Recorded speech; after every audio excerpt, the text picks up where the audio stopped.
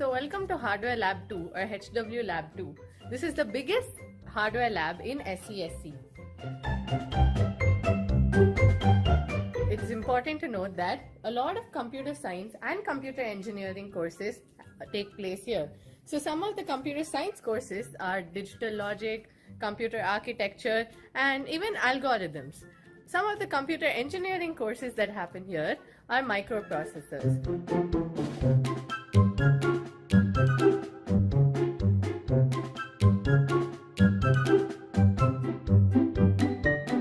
So there are 4 huge rooms, and this is one of them, this is one of them, and 2 more rooms are located on that side of the lab.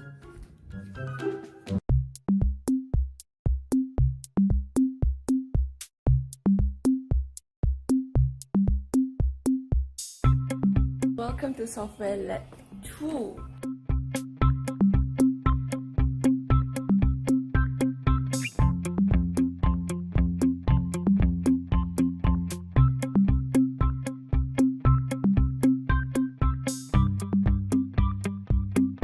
Most of the tests are taken here.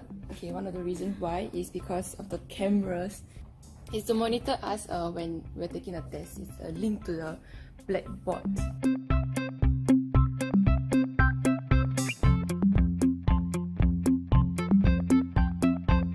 We also take data structures, which is the year 1 modules, databases, net-centric computing, computer network.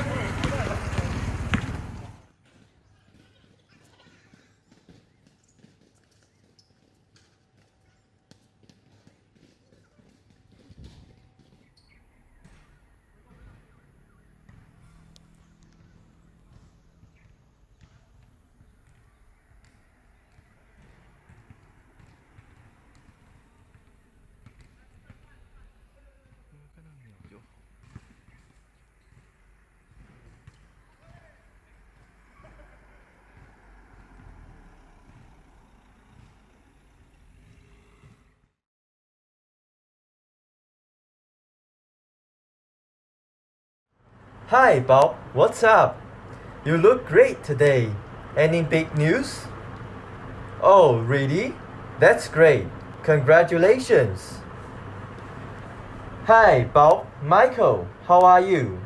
It's been a while since we last met. Yeah, miss you a lot. We are fine. And actually, both Bob and I are going to graduate this year. Wow, fantastic! Time flies. I only start my internship this semester. Indeed, I finished my intern last year at this point of time. It was a nice experience. What are you working as? A data engineer. Sorry guys, I have a meeting. I got to go now. See you again. See you. Bye.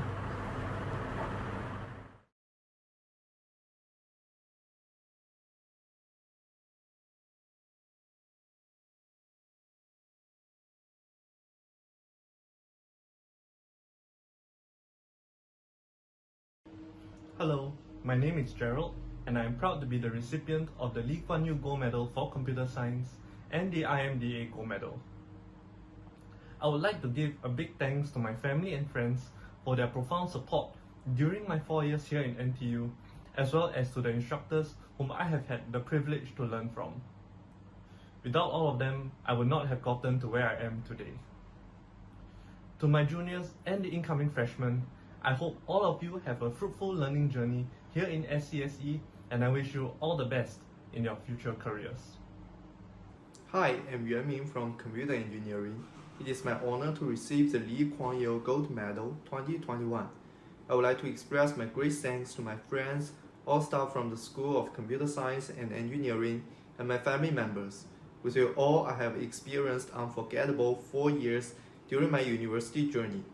To my juniors and incoming freshmen, keep trying new things and stay prepared for challenges and uncertainties.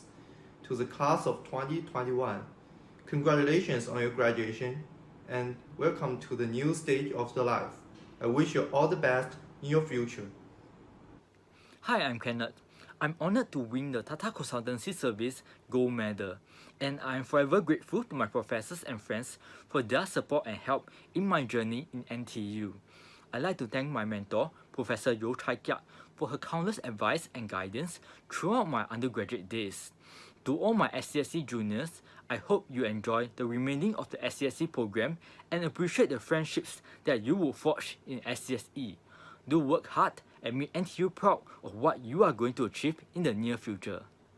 Hello everyone, I'm Han Simeng. I would like to thank all my friends for helping me out in not only academic projects, but also all the other aspects of my life. I would like to say to all the freshmen and juniors, although life has so many paths and it is almost impossible for us to try out all of them, although it is almost impossible for us to find the global optimum of our life, we can always strive to find the local optimum step by step. And at the end, we will realize that the local optimum is not that much different from the global optimum. Congratulations to the class of 2021. We did it! I gratefully acknowledge the help and company of all my friends in NTU.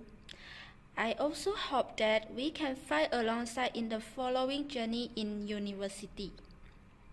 The message given to my junior to be confident, study well, and enjoy the campus life in NTU. Thank you.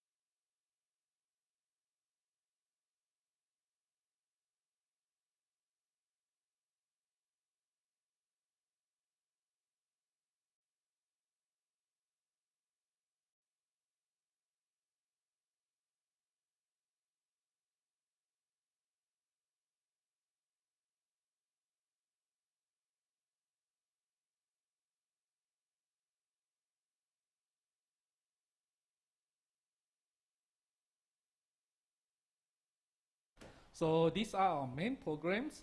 And on top of that, we also have the double degree, which are very popular. So for example, we have the double degree in computer engineering or computer science with the business and business I think analytics. the audio is not working a little bit. Once it comes back, so is the slide on? I think they can see the slide. Okay, sorry for the audio glitch. I think you were already watching the slide. Let's hear Prof. Nicholas speak a little bit about our programs once again. Sure, no problem. Sorry for the issue. So let me just repeat. So in our school, we have a single degree program as well as a double degree program. So for a single degree program, we have the Bachelor of Engineering in Computer Engineering and Bachelor of Engineering in Computer Science, right? So the third single degree program is our Bachelor of Science in Data Science and Artificial Intelligence. On top of that, we also have a double degree programs. So for example, you can take a double degree program in computer engineering with business analytics with the Nanyang Business School, or the computer science with the business analytics with the Nanyang Business School. On top of that, we also have our Bachelor of Engineering with Bachelor of Economics, right?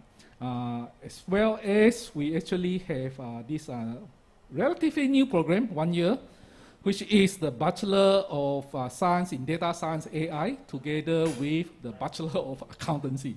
So we are going to do 3 different, quite diverse areas in that.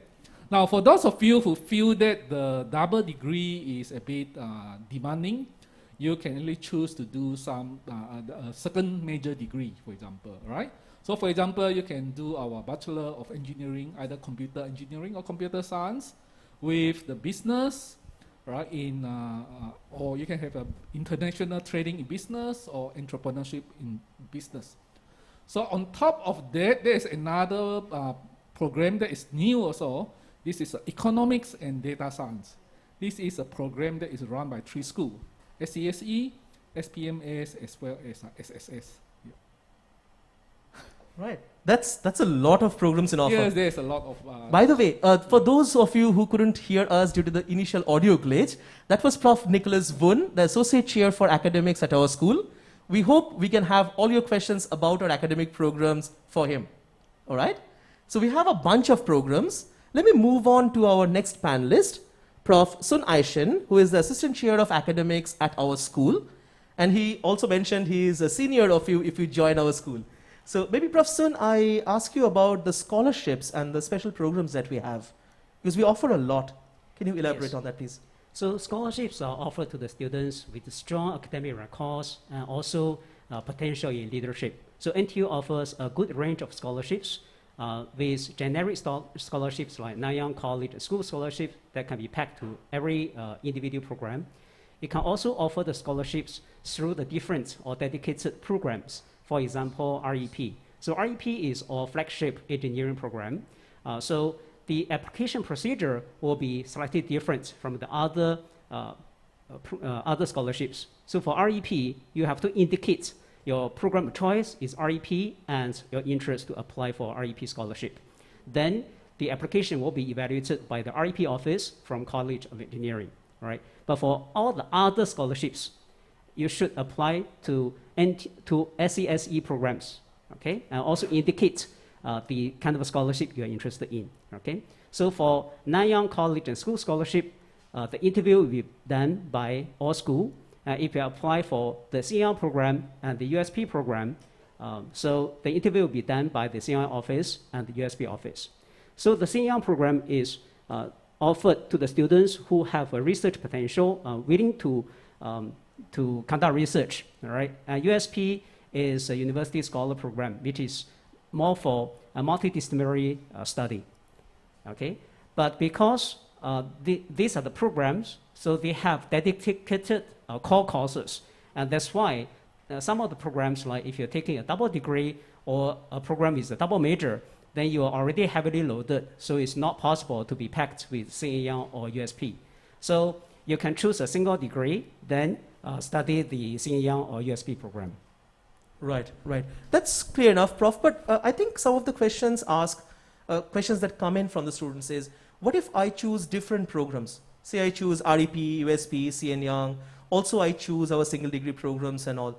How would that application flow through? If they don't qualify for one, would they get automatically for the other? Okay, so REP is a dedicated application procedure, all right? So it's considered independently. For the rest, like if you apply for Nanyang College or school scholarship, or at the same time you apply for CN Young and USP program. So all the application will be considered in parallel by the three officers, or school, the CN Young office, and the USP office. So at the end of the day, you may receive up to 3 offers for the scholarships, but eventually you have to decide which one to take. You cannot take 3 at the same time. Right, right. Prof. Nick, maybe before we go on, just a quick question that I see on Slido. Students start asking about cutoffs and what is the IGP indicated grade profile that come in. For programs which are new, what would you say the IGP would look like? What is the cutoff? When you say new, which like so we're integrated the interdisciplinary programs and the data science with accountancy, I think a question is there. Right. So basically, if we are talking about accountancy and data science, then the cutoff point will be determined by both the accountancy degree as well as the data science AI degree, right? So typically, at the moment, is very competitive because the number of vacancy is quite small, right? Relatively, right? We are talking about maybe 30, 40. So the competition is very keen, right? So we will. So the initial cutoff point will be quite high, relatively to the other program, but of course we also have the attitude-based admission, whereby you'll get to be interviewed and so yeah, it's hard to say what is the what is the cutoff point because it depends on the number of applicants and all those things. Yeah. So for all the other courses, in case you want to know the IGPs, those are available on our Office of Admissions website on the admissions page of NTU. Please take a look. But the question is legit that we do not know all the cutoffs detail for the new programs right now. Thank you for the question. Maybe a related question to Prof. Sun. We conduct a lot of interviews where we talk about scholarships and also the aptitude-based admissions. Who conducts it? If it's a double degree, will it be conducted by both the schools? One of the schools? Okay, so before that, I probably just add on to Prof. Nick's answer to that. So since it's a double degree, so we consider the cutoff is higher than any of the single degree in the combination. All right, so the past indications for the accountancy and the past indications for DSAI serve as a good reference.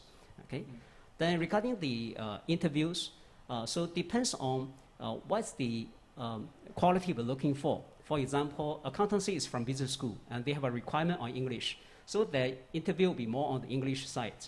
And for us, we will consider the other perspectives, like the leadership or the mathematics that are required by the program.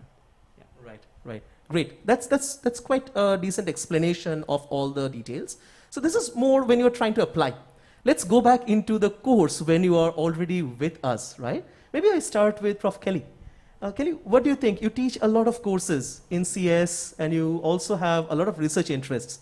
What do you think? Is CS more theoretical or more applied nowadays? I would say CS is a subject with both elements, theory and the application.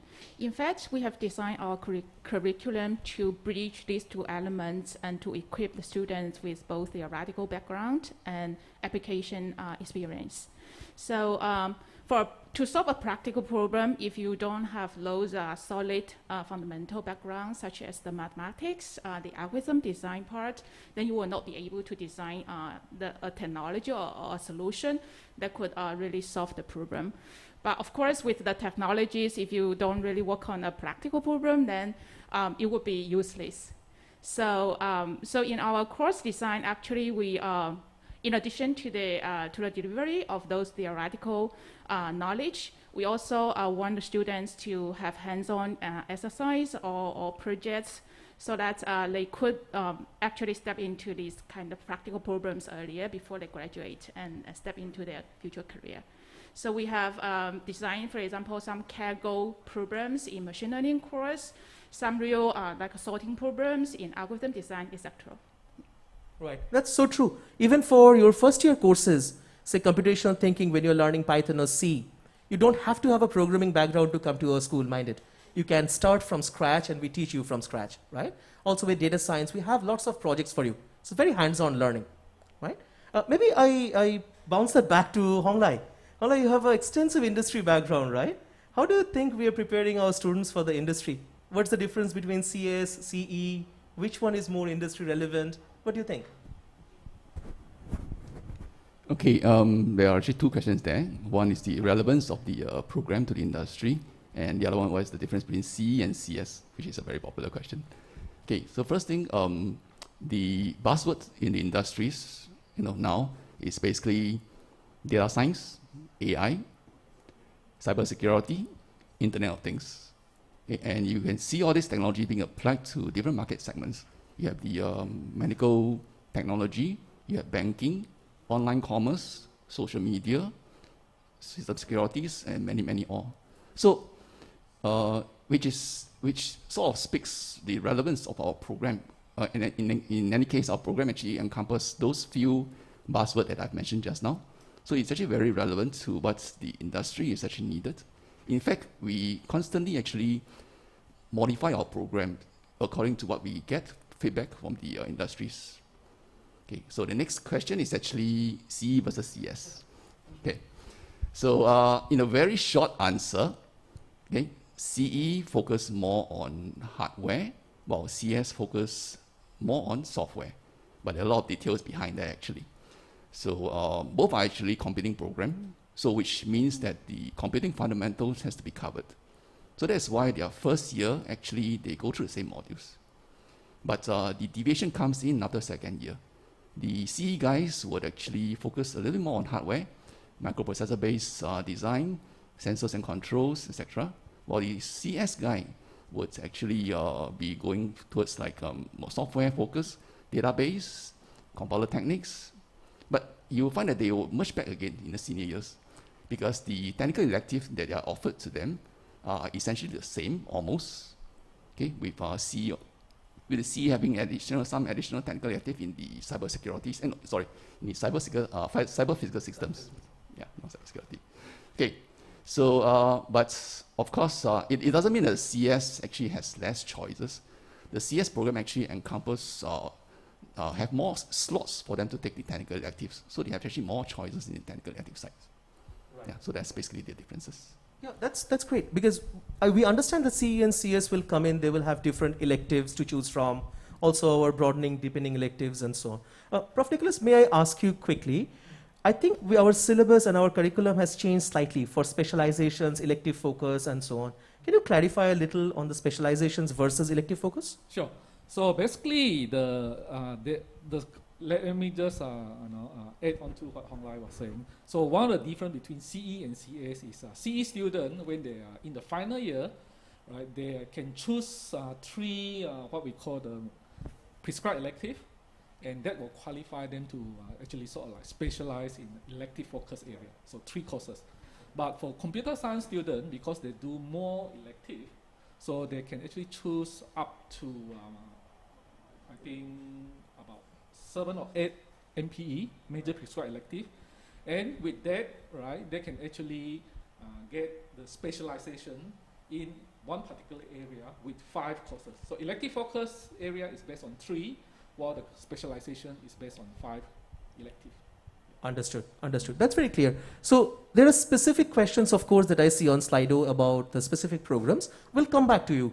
But maybe I take this opportunity to come to Dr. Smitha and ask you, within the school, where does the line blur between CS and CE? You are coordinating MDP, which is together, right? You have to do both.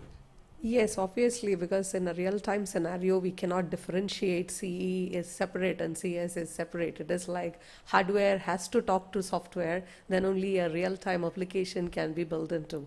So that's what we are trying to help the students to understand about the nitty-gritties of a real-time application, and that's where the multidisciplinary project comes into picture. Here we have a bit on hardware in the robotics element. We also have to program the hardware, so it needs an algorithm for it to run. And we also need to visualize that particular one in a remote control environment. So we need Android programming also coming into picture. In order to communicate between all of them, we need a good communicating hub, which requires a processor. Maybe a Raspberry Pi can take care of that. So if we need to integrate all of them, definitely it also requires a lot of student effort in the terms of a teamwork, which can also build in a lot of values to the students in terms of teamwork too. So all these things we'll try to instill towards them in terms of multidisciplinary project. Maybe we can have a better idea related to the same in a video. Do we have a video? Sure. I think we have a video to roll on the multidisciplinary project. We have a mobile robotic challenge. Basically, we provide students with a maze. So the robot has to navigate through the maze, find out all the obstacles. And then once they have done this, they have to go from the start position to the goal position in the fastest possible. The school structured this course in such a way that they are encouraged a healthy competition among the different project teams by weekly competition at the end of every Friday. It's like the maze runner. That is the first real problem that we are trying to solve by applying what we have learned. And we can see the joy and the disappointment in the students, and this kind of gives us a sense that they are being engaged in their learning. Students realize that even though they have finished their projects, there are other teams that have done better than them. This actually provides the kind of real-life scenarios for our students where, if you go out to work, every time you think you are good enough, somebody else come up with something better. So it's very useful sometimes to make students work in close proximity because that they really learn from each other. Shorter path, 3, 2, 1, go.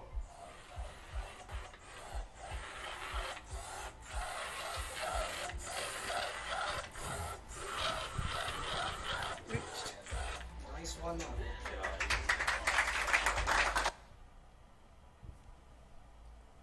Great. So, of course, learning to learn, right, as Smita said, and you also pick up a lot of soft skills as you go along and work with your team of people from varying disciplines or varying programs, and you try to build something of your own, right?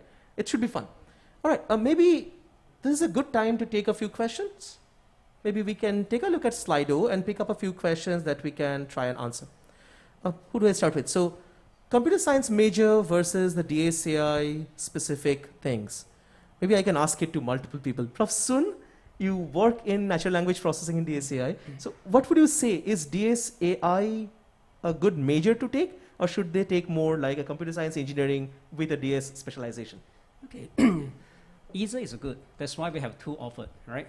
So we offer these two programs. So basically, if you join either of the program, you spend a good 4 years with us.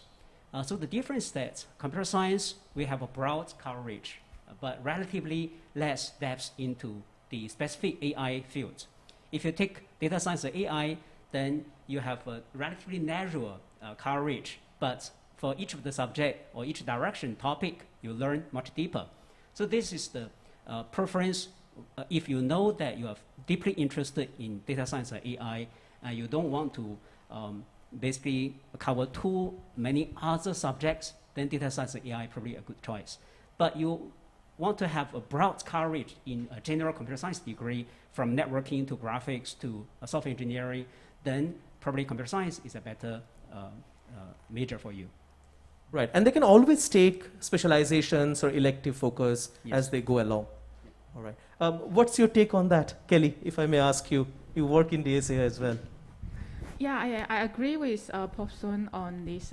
So that's typically based on the interest of the student.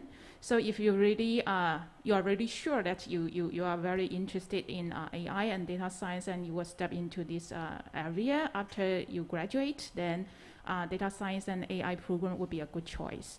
But if you are not sure at this point of time, and then you would like to learn or explore a broader area or broader topics in CS, then CS would be a better choice, because you when you step into a senior year, like year 3, year 4, then you could, based on your understanding of those fundamental elements, then you could choose your specialization. Your interest more grounded on your interest. Yeah. Right. That's absolutely right.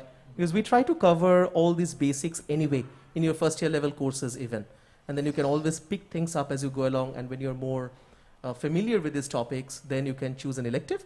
But as Prof. Sun said, sometimes you may be really eager to get into the discipline and get into the core of data science and AI as soon as possible.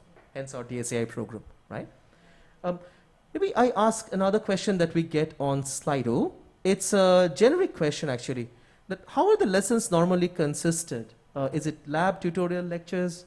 Maybe Honglai, if I may ask you, how do you conduct the lessons in general? Okay, in general, the three components there, the lab, tutorials, and lectures are important for any of the modules in computer science, because computer science or computer engineering is actually a very hands-on curriculum. Okay, so what we normally have for typical modules is that we will have like 1 to 2 hours of lectures a week, plus by 1 tutorial, and labs will come in not every week, but sort of as and when the enough content has been generated such that they can actually do hands-on. So that's the standard courses that we run, so that we have a mix of all. But also I think Prof. Nick, you also teach a course at the first year level where it's entirely lab-based, the flipped classroom. How does it work? Okay, so basically we also, especially for the bigger classes, so what we did nowadays is we actually conduct what we call the flipped classroom, where the lectures are being sort of like pre-recorded, but it's not just a recorded lecture video. It's actually, you actually have some knowledge check questions embedded inside the lecture. So the idea is we will want the student to actually watch through all this material first before they come to the class to do discussion, right? So the reason it's called flip is because instead of we actually telling you what to study and all those things, right? We want you to study first and then come to the class to ask questions. That's why it's flip. So you can discuss with the instructor or even among the student. Yeah. So that is something that we feel is very important to learn nowadays, because this is because of the lifelong learning. Right? You need to know how to learn, right? But on your own, rather than just come to a particular person to ask for answer all the time. Yeah. That's so true. That's so true. You can take control of your own learning experience at our school, and a lot of students that I see do that quite frequently. So maybe I ask Dr. Smitha here. It's a question that I have seen students do with you. They come from a data science and AI background. Mm-hmm. Let's say they are doing a DSAI major, but they come to you. They are really interested in the hardware aspect of data collection, doing projects on that. How do you tackle that? Can they still learn hardware? Can they still do those kind of things? It is possible. Recently with the hardware modules are generally coming with an API, so it is easy for them to get they don't have to go to the real details of the hardware, but still they will be able to get the data out of the hardware. And with that, they are able to analyze the data acquisition problem that they might not be able to learn in the computer science field of it. So they will be able to get the data, either bodily data, the physiological data that you get from there, how much would be the sampling rate, how I need to take care of all those things. They will get to know more related to that. And they appreciate that kind of learning, because it is something that they were not able to get in the data sets that were available online. So they tend to get more knowledge in that. And along with this, they are also able to handle a hardware and integrate the complete system to have a entire knowledge about the whole thing. Certain projects will also have a feedback. That means they get the data, process the data, and then give a feedback to the system, such that you will be able to have a complete loop evolved around it. Right, that's great. So you understand that whatever you are studying as a major or minor, you can still learn a lot more. But there is a burning question on Slido right now. I think I'll take it with Prof. Sun. What if they want to control their program that they join, and they want to shift, let's say, from a double degree to a single degree, or they want to change their major, or they want to take a minor? What are allowed? Okay, so basically we follow a kind of straightforward application. So or double degree and single degree, and the single degree is the double major. All these things we actually take students independently. all right? So once you join, you know which program you're studying. So in the very, very rare case, let's say you choose to study double degree and you found that you cannot cope, then it is possible to drop one. Although in the past we do not see this is very common, but it's possible to drop one, right? But if you switch, let's say initially you have a single degree and now you want to switch to a single degree with second major, and then this is probably not possible because they are admitted independently, all right? So between computer science and computer engineering, the first year courses are the same. So there is a possibility to switch if you, after first year, you find that, or at least you get a better understanding with computing. So now you can decide which one to join, right? But the condition is that the computer engineering and computer science may not have exactly the same cutoff. So if you choose to switch, you need to meet the other programs' admission requirement, okay? Yeah, and for the minor, this one is relatively flexible. So you can choose to decide to have a minor at any time, as long as you have sufficient AUs to fulfill and you are able to fulfill. Yeah, that's actually very clear. That's true. So please take a note. The crux of it is you can switch, but it's a case-to-case basis. It also depends on the cutoff for those programs at the level, at the year when you're trying to switch. Double degree to single degree is, well, you can cope up with a double degree, but if you still can't, you can drop. Minors, there are plenty of options. We see all our students taking, say, 5 courses from another school and getting a minor. So it's always there. All right, I think that's enough of the Slido question for this first part. Let's move on with a few questions that I anyway wanted to ask our panel to give you some idea about our school. So this is all about the courses and the programs when they come in. But Prof. Nicholas, may I ask you, what's after that? Can they talk to the industry? Can they do a work-study degree program, internships? What's that facility like? Okay, so yes, in our program, the internship is a compulsory component. So you actually spend 1 semester, or more specifically 20 weeks, working in a company, right, during usually your 3rd year or maybe your final year. So that has been the traditions, practical learning that has been used in NTU all the while, and it's compulsory. Now, recently, we also introduced this, what we call the Work-Study Degree Program, WSDP, right? In this program, we actually arrange for the student to do more internships as well as doing industry-sponsored final year project. So when the student are in our program, they can actually decide later on to apply to actually participate in this work-study degree program. But they can decide after first year, for example. Yeah. That's great. So they can get to work with the industry while they're studying. That's amazing. In a way, yeah. So they will, basically the internship, the multiple internship that they're doing will be compensated by some of the, we call it the broadening and deepening elective now. So which means they don't need to take so many courses in the broadening and deepening elective. Yeah. So that should mean that our program should be really sought after by the industry, right? Maybe Yes, in a way. So of course, usually the company will also want to interview the student to make sure that it meet everybody expectation. Yeah. Maybe I segue from that, Prof. Soon. You work in one of the most happening areas, AI, right now, which is very sort of a buzzword, as Hongulai mentioned. So what about our industry employments, and what is the rate like? Is it good only for the DSAI or for all the programs? What do you think?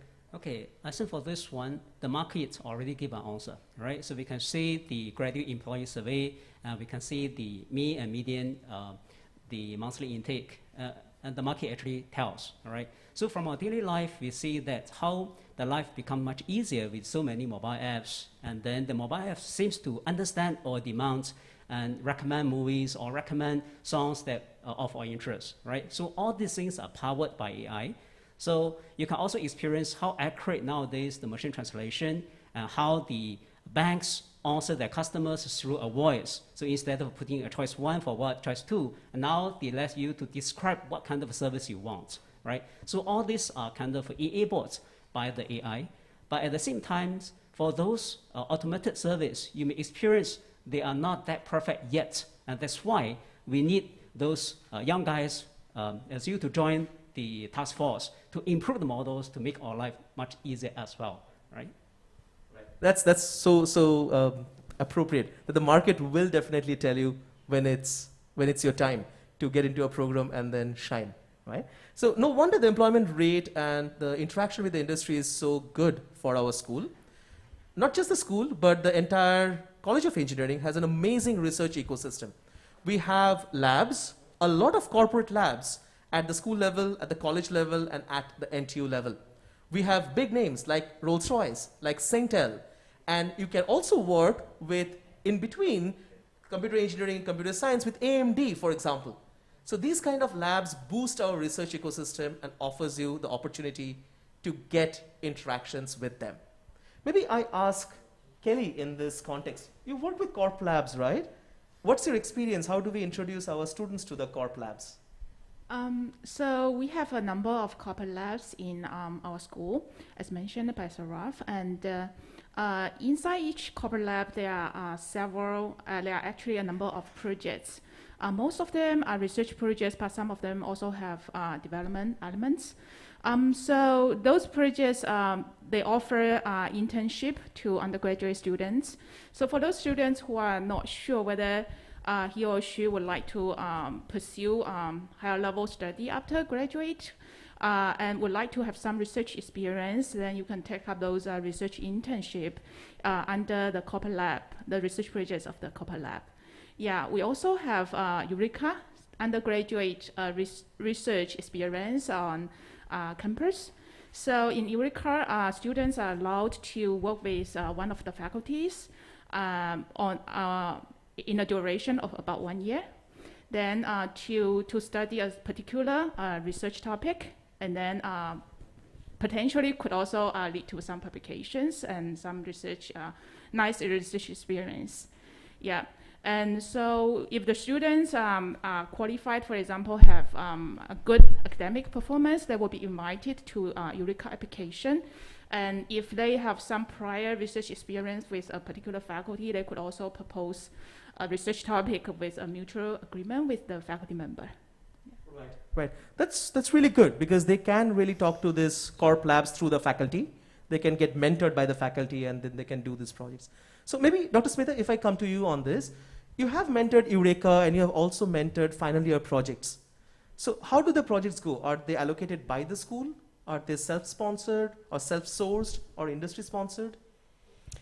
Basically for Eureka, the students who are academically performing well, they will be receiving an invitation for the same. So students will, we will be posting, the faculty will be posting the research interest or what we would be able to guide them on a portal, and they would be able to look through those different versions of all of them, and they would be able to choose one among them, and they will have a discussion with the supervisor such that they would be able to choose a correct project which they are interested in working with, such that they can build that particular ecosystem over there. So Eureka is basically to help them to understand about the research project and to also work with a small hands-on activity such that they will be pulled into a research environment. It can be done with the Corp Labs or it can be done as a standalone project too. So we will give the students an opportunity to incorporate their ideas also coming into. Certain times the Eureka project may lead to certain wonderful results, and at times students may also want to take it up further, and those times we will connect the Eureka with the final year project such that they will have ample opportunity to work with the supervisor or with the lab to continue what they have started in the Eureka. And even an FYP or the final year project, which every one of them have to do, the final year project, if the students are not very sure about what they want to do, supervisors can generally give them ideas related to different topics and different kinds of projects. But if student has a clear idea about what they want to do, that also is being encouraged in the school, wherein which we tend to give them projects like you can design your own projects. So that flexibility is also given to the student. That is true. That is true. For the final year project, I know a lot of faculty members, including myself, who offered you to bring your own project. So bring your own project in machine learning, bring your own project in blockchain. If you're really interested in those areas, you can bring to us your idea and we can accommodate for that. Maybe I ask a question that came up on Slido a little while ago to Prof. Sun. When we teach in the classes, say a 4th year course in natural language processing, is it more research focused or is it more application focused?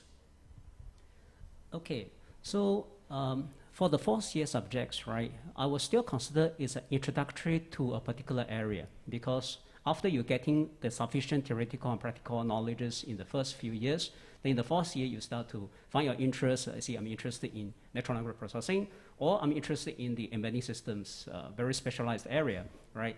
But still, for natural language processing, has been researched for more than half a century. So you cannot cover all the things in a single course. So it's still an introduction to what exactly we're looking for in this area and what the fundamental elements to making the things possible in this area. So, but at the same time, we also need to look at what's the current development in this field, all right? So it's a combination of fundamental concepts as well as the current trends in this area. So we use, like for example, in my own course, NLP, the first half are actually fundamental. It's basically that you can find the things in the textbook easily. That means that the technique has been there for a number of years, right? But the second half will cover more on the deep learning things, which is current training there. But all these things are built on top of the fundamentals that we have introduced earlier.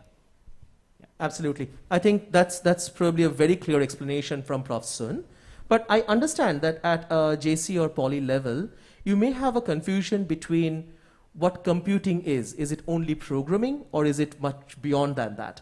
What is math? How do these even connect, right? So maybe I take a question which came up on Slido a while ago to maybe Dr. Kelly, Prof. Kelly, if I may ask you, you work in an area which has both application of mathematics, quite deep math, and as well as application of computing in more on the theory side. How would you describe these 3 pieces, programming, theoretical computing, and maybe mathematics? I would say these are 3 key components in computer science and computer engineering when you are trying to solve a problem.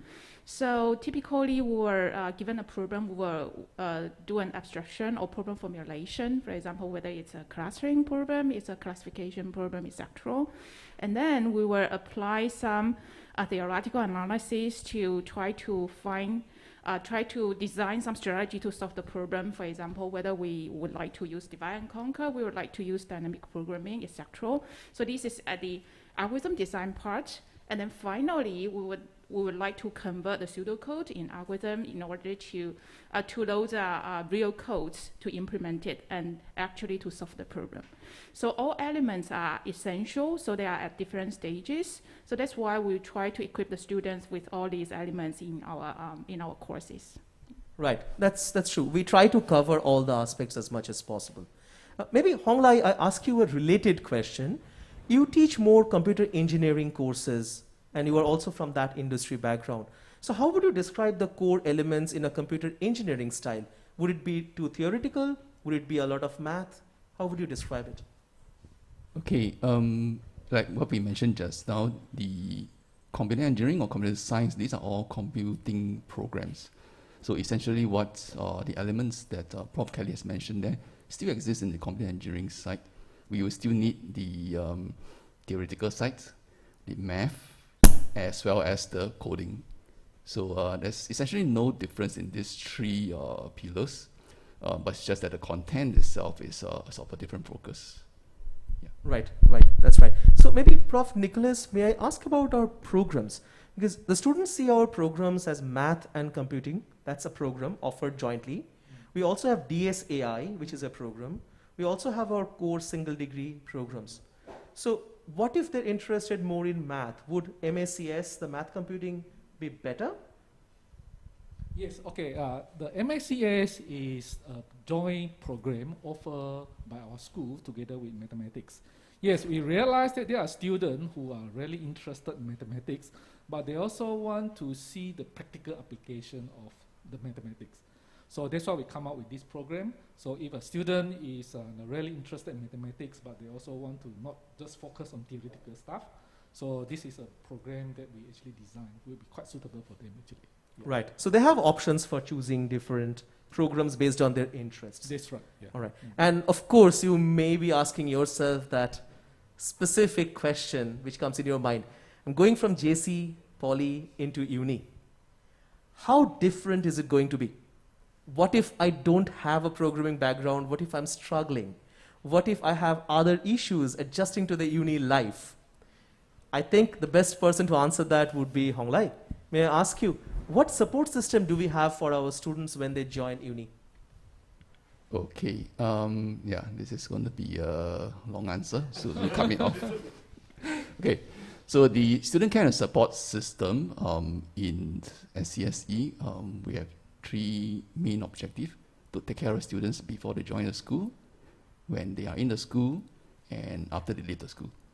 Okay, so that comes in a few flavors. First thing, before they join the school, there will be orientation that oriented them around what is the how the school's like and what are certain things and way of working. And they'll be led by current students, so it is sort of a kind of a mentoring session for them as well, to how to actually so-called transit into the university life. Okay, after they come in, they'll be assigned actually, each of them will actually be assigned an academic mentor. This academic mentor is actually a teaching faculty, such as the panelists here. Okay, each one of us will actually have, the students will actually be assigned one. And the same academic mentor will follow them through the entire program. Okay, so that they on and off, as and when the students have some queries or whichever, there's a certain point of contact they can actually make. Okay, and after which, during the program itself, if they encounter some issues or whatever stuff, be it financial, academic, logistics, we actually have a dedicated pastoral team to handle these queries. Okay, academic-wise, if they are feeling the pressure, there is actually peer tutoring scheme that is involved. There is two schemes actually. One is group tutoring and one is actually individual tutoring. So those all things are actually taken care of by our current students and to some of their juniors. Okay, moving on. Okay, the school club, the CSE club, actually plays an important part in the students' life in the school. Okay, they are the one that actually organize a lot of like hackathons, some games, sports, like what you see on the slides. Okay, they actually also sort of link the alumni to the current students, and that will be in the form of career coaching, career mentoring. Of course, all this career coaching and mentoring can also come from the academic mentor themselves. Okay, yeah, so this is basically some of the main support structures that we have put in place in the school. Right, that's quite an extensive array of support system that they have. Of course, once you join uni, your friend circle, when you stay in the halls, your friends at the hall, when you're doing CCAs, your friends at CCA, and of course you can reach all of us, the faculty. We are quite approachable in general. Don't worry at all. You can just shoot us an email or come and talk to us if you have any problem whatsoever. We'll definitely try to help you out. Maybe in that same note, Prof. Nicholas, if I may ask you, what if they want to do some preparatory courses or modules even before they join? Especially students who are coming from NS. Do we offer such modules? Yes, we do, especially in the mathematics, right? So for those students who have accepted our program, so before they come in, we will actually send them a message to say that we have these courses that you can actually attend, in particular the mathematics foundation, just for them to refresh all those things. So yes, we actually prepare all these preparatory courses for them, right? So, but the detail will be sent to those students who have accepted our program and is ready to matriculate. Yeah. So we do send it out. We also organize a lot of workshops before you join. We have your seniors at the school organize these courses and workshops for you to get you prepared for joining uni. On a related note, maybe I ask Prof. Sun, what about the other way around? If they think they already have a lot of mods that they're going to learn again at uni, do they have a chance of getting exemptions? They have a chance, but not that many. So typically we found that sometimes the courses cover in different polys, they might up to the depths compared to university courses, right? So in order to let the students keep the same pace, and we do not give exemptions for the core courses and some of the major technical courses.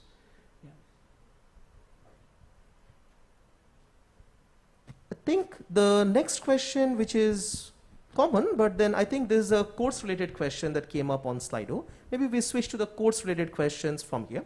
So maybe, Dr. Smitha, may I ask you, what are the assessments that we do for courses in CS and CE? Is it all exams? Is it mostly projects? How do we design that? It depends upon various modules. If it could be based on projects, wherein which it would be a common project to all students and they may have to do it individually or within a group. That could be a part. It would definitely not be the full examination or the full weightage of the course. It will be a part of the weightage along with sometimes it will be a final examination, sometimes it will be intermediate quizzes that happens in between. There could be presentations for the project, or it could be presentations based on what they have read up related to a particular research field or particular field within that particular subject. All those could be several kinds of assessment. It can also be related to labs. So in a course there could be lab sessions available. So in the lab sessions, after they do the lab sessions, there can be a small quiz to assess them related to the lab sessions too. So we have final exams as a component of the weightage mark, along with the quizzes, projects, as well as the lab quizzes. Right. So we have a varied set of assessments for you. You don't have to always go through the standard written exam. More hands-on components for assessments are always available for you. Maybe a related question to Prof. Kelly. Due to this COVID situation for the last 2 years, we had to adjust, and we had to also adjust our assessment and teaching. How did you do it for your class? Do they still have exam? Do you do online lectures? What's the adjustment? So for my own courses, yes, we did do some adjustments to the COVID situation. So in some of the semesters, we have switched the whole course assessment to 100% coursework. So that simply means we design those assessments to be more on the assignments, the projects, the quiz instead of the final exam. Yeah, but right now we are switching back to normal, so we still have the exams for my courses. Yeah, for the online teaching, certainly, yeah, if the situation becomes more severe, then we would switch to the online. And we also find that for the online session, students are less shy, and then they could ask more questions. So the lecture could easily overrun, things like that, yeah. Happens all the time with me. I do online lectures, maybe on Zoom or Teams, and then we have Slido questions. And students do take the advantage of being anonymous on a Slido platform. Always happens, right? Okay, so maybe another question that's on Slido. This is burning question again at the end of the curriculum. Maybe I start with Hong Lai here. So for the CS and CE, you talked about the differences in the beginning. But how about the employability of them? Are the same industries employing both of them? Or is there a difference in the industries? Okay, it depends on where their interest is in, actually, and also the TEs that they take. So you do find that CS and CE students in similar industries.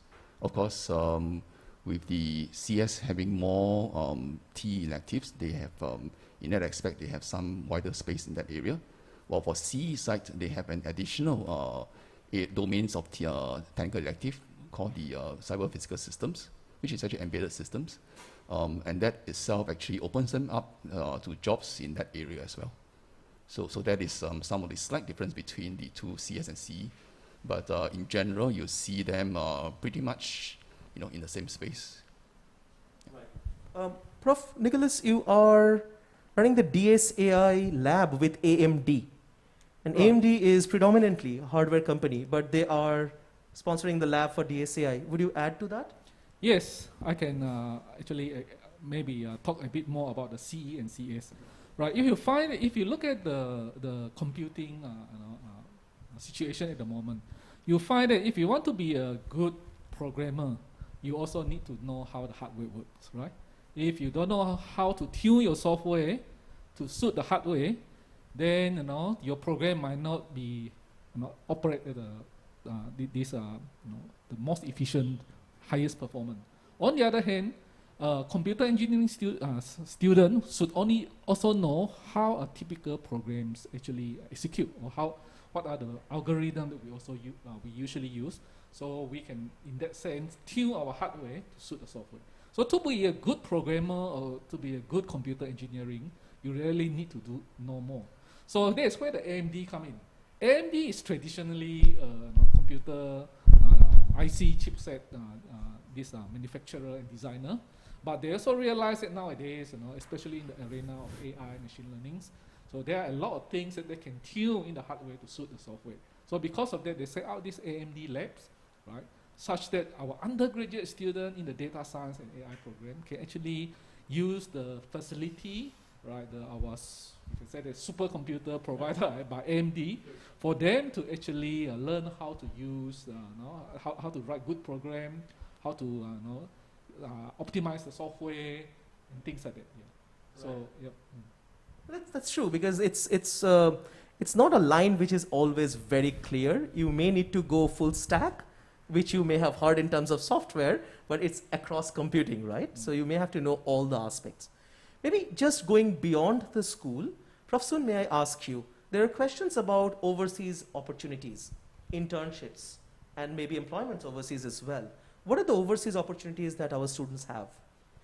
Okay, so for the overseas opportunities, it's basically handled at the university level. So all the students from all the schools will have kind of a similar opportunities. So the advantage for all schools is that all schools in general ranks pretty high in the world's university ranking, particularly for computer science and engineering, right? So we built good connections with other top universities and also the good companies, so that, or in the sense that all students are more recognized by those big players in the market.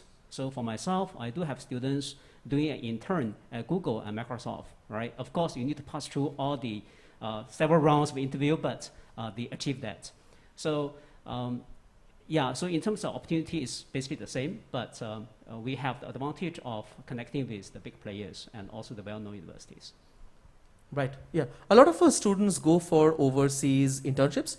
There's also opportunity for you to talk to people at the innovation lab, the space where you're sitting in today, and think of startups if you're interested in that orientation, right? All the opportunities are available. It's up to you to design your curriculum, design your plan, and design your career at the end of the day.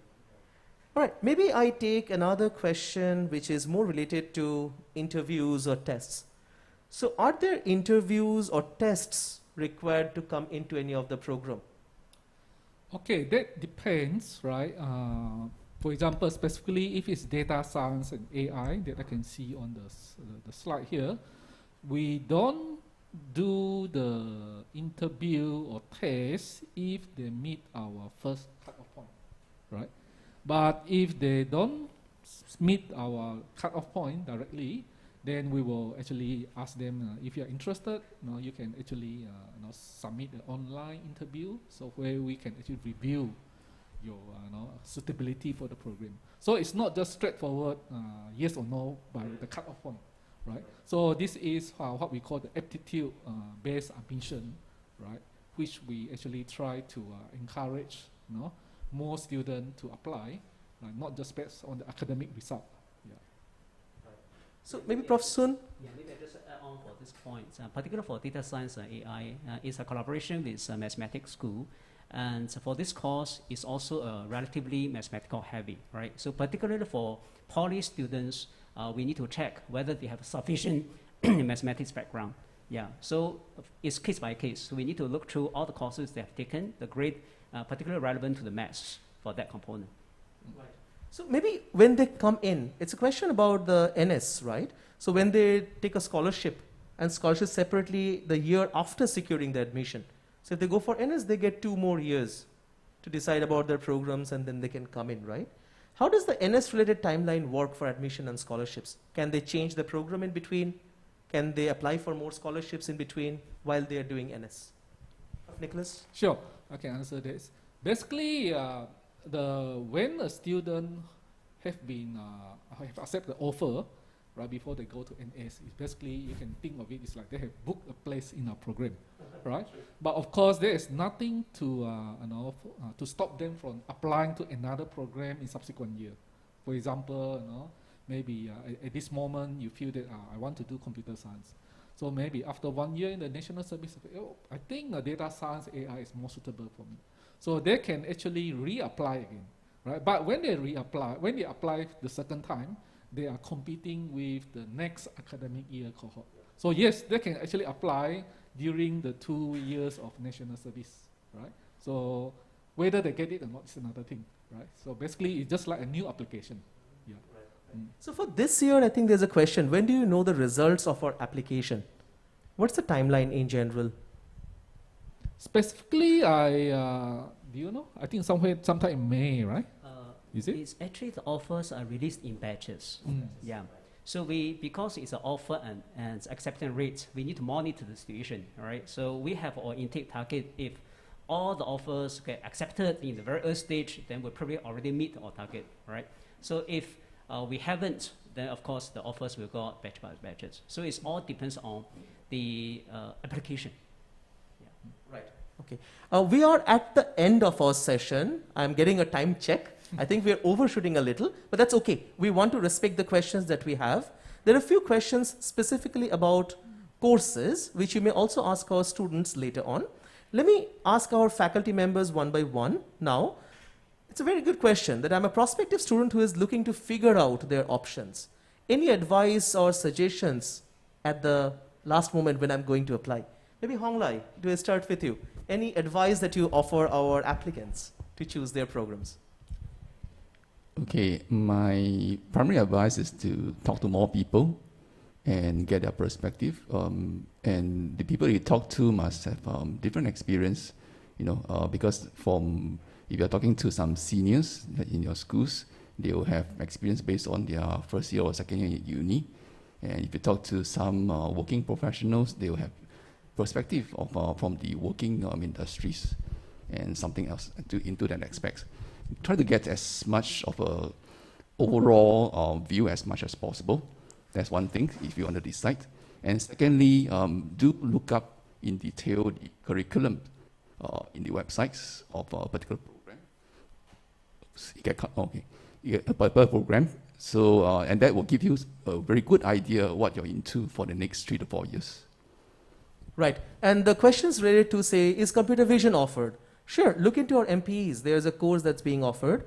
Also, if you want to do, say, ethical hacking, for example, you should look at our cybersecurity specializations, right? There are several courses. It's not called ethical hacking as a course, right?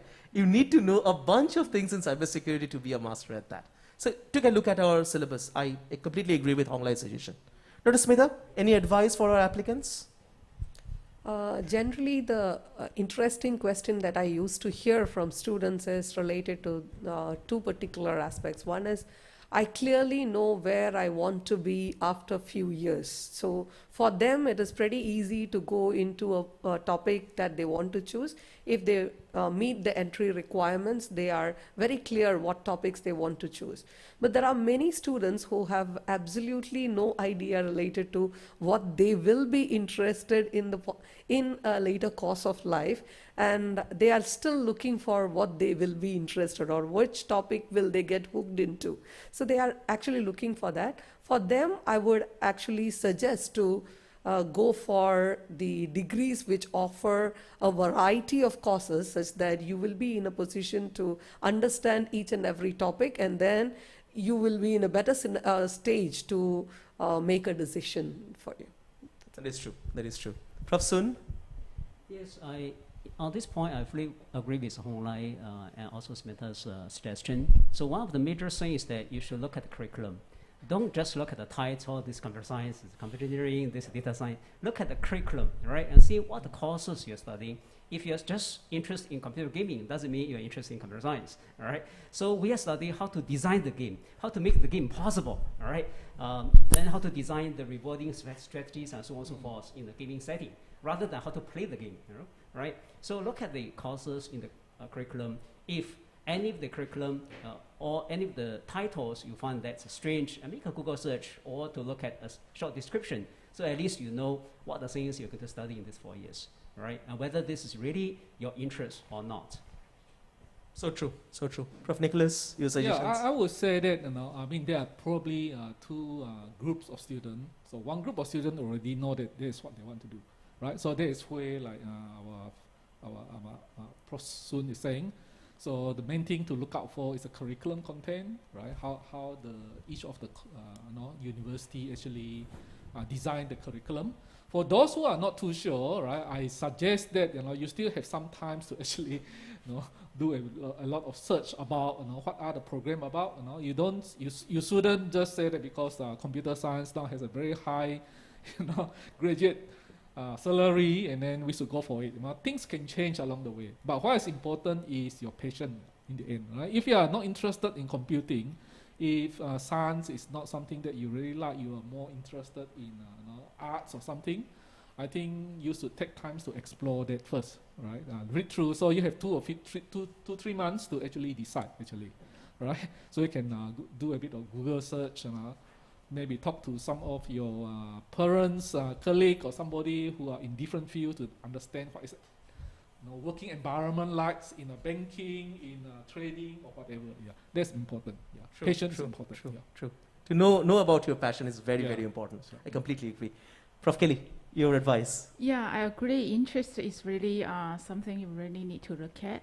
And certainly the interest of you may change over the time after you know more about the computing this subject. Actually, I have encountered some students who actually pick up or realize their interest at a late stage of their study. For example, after knowing a lot background knowledges, he or she may know I would like to work on financial industry, so he or she may focus more on the like a time series analysis, signal processing, etc. And yeah, so probably it's more to know what you want, and then certainly look at the curriculum design and pick up the thing you really suit you. Yeah. I completely agree with that. So maybe at the point when we are finishing off this session, I would add something which is slightly different. I believe in this, quite honestly. I would say uni, what you're choosing is not just your career. It's not just courses, it's not just the program. You're also choosing a life, right? You're choosing to spend your 4 or 5 years with us as a family. So please take a look at how you want to be independent, how you want to live that life with your friends and make friends for life as well. That's very, very, very important. All right, it was lovely talking to all of you, interacting over Slido, interacting with our faculty members on this panel. We understand that our faculty panel is generally formal and we answered your technical questions, which I guess all of us will agree. If you want a more informal chit chat about SCSE and NTU, look forward to our students panel at 1 p.m. today. Again, on YouTube Live, they are waiting to talk to you about all their experiences that they have had at SCSE. Quick announcement about our tours, which we are planning to do starting next week. Unfortunately, due to the recent surge in COVID cases, we cannot hold the open house tours physically. Nothing to worry about. We are hosting virtual sessions for you and virtual tours for you. Those who have already registered for the physical tours in the coming 2 weeks, you should get emails directly from us, Prof. Nicholas most likely, that you are assigned or invited to the virtual sessions. For those who haven't yet, please check our website and join the virtual tours in the coming 2 weeks. It would be a pleasure to guide you along the SCSE journey. In case you miss this session, or in case you miss the student session by any chance, again, not to worry. Please check our social media accounts, our marketing channel on YouTube, and take a look at these videos and all other information, actually way more information about SCSE, what's available on our marketing channels. Thank you so much. You can always look at our website, and I would like to thank our panel here who joined you today to answer all your questions and many more. of our programs, curriculum, your life at SCSE. Thank you so much. Thank you, professors. Okay, thank you. Thank you. Guys. Bye. Okay, bye-bye. Bye.